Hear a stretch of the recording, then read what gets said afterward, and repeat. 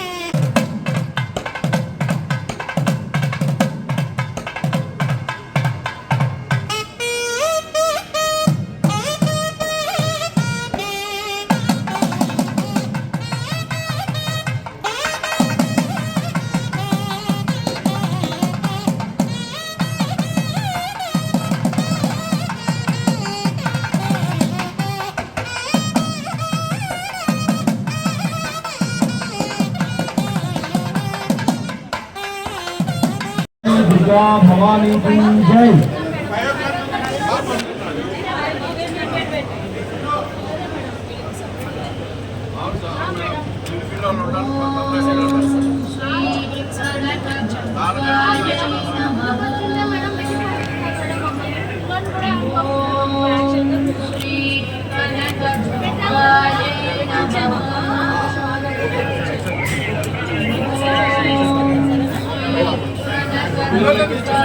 ఈరోజు మొత్తం అంతా ఎస్టాబ్లిష్మెంట్ చేయడం జరిగింది కాబట్టి సామాన్య భక్తుల తాలూకా మెయిన్ దర్శనమే పరమావధిగా భావించాం.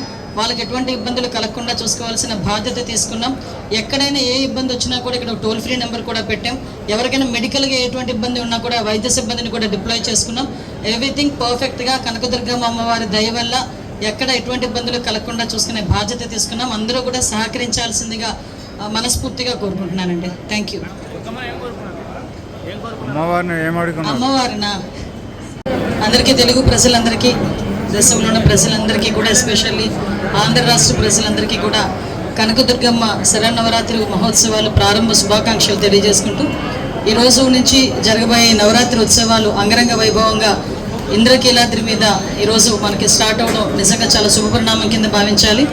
ఈరోజు ఎంతమంది భక్తులు రాగలరు, ఎంతమంది భక్తులు వస్తారు, లాస్ట్ ఇయర్ శ్రవణ నవరాత్రుల ఉత్సవాల్లో ఓవరాల్గా ఎంతమంది వచ్చారు, ఈసారి ఎంతమంది వస్తారు అన్న బ్యారేజ్ వేసుకొని అటు దేవాదాయ శాఖ కానీ అదేవిధంగా ఓవరాల్ అడ్మినిస్ట్రేషన్ దగ్గర 36 విభాగాలన్నీ కూడా ఇక్కడ కూర్చొని ఏర్పాట్లన్నీ కూడా సమీక్షించడం జరిగింది.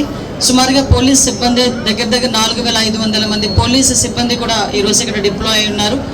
ఏ భక్తులకి కూడా అసౌకర్యాలు కలగకుండా ఉండాల్సిన బాధ్యత కూడా ఈరోజు గవర్నమెంట్ తీసుకుంది.